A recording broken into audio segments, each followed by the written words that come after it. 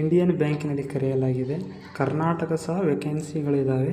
ಕರ್ನಾಟಕದಲ್ಲಿ ಎಷ್ಟು ವೇಕೆನ್ಸಿ ಅಂದರೆ 35 ಇದ್ದಾವೆ ಟೋಟಲು. ಅದರಲ್ಲಿ SCಗೆ 5 ಇದ್ದಾವೆ, STಗೆ 2 ಇದ್ದಾವೆ, OBCಗೆ 9 ಇದ್ದಾವೆ, EWSಗೆ 3 ಇದ್ದಾವೆ, GMಗೆ 16 ಇದ್ದಾವೆ, VIDಗೆ 1 ಇದೆ.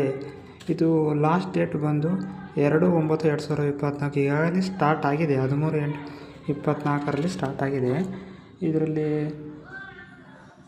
ಕ್ವಾಲಿಫಿಕೇಷನ್ ಬಂದು ಎನಿ ಡಿಗ್ರಿ, BA ಆಗಿರ್ಬೋದು, BCom ಆಗಿರ್ಬೋದು, ಡಿಗ್ರಿ ಆಗಿರಬೇಕು.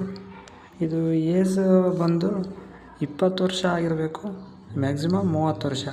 ಅದೇ ರೀತಿ ಅವರವ್ರ ಕೆಟಗರಿಗಳಿಗೆ 5 ವರ್ಷ, 3 ವರ್ಷ, 10 ವರ್ಷ ಸಡಿಲಿಕ್ಕಿದೆ. SC, ST, PWD, BDಗೆ 175 ರೂಪಾಯಿ ಇದೆ. ಓನ್ಲಿ 175 ರೂಪಾಯಿ ಅವರಿಗೆ.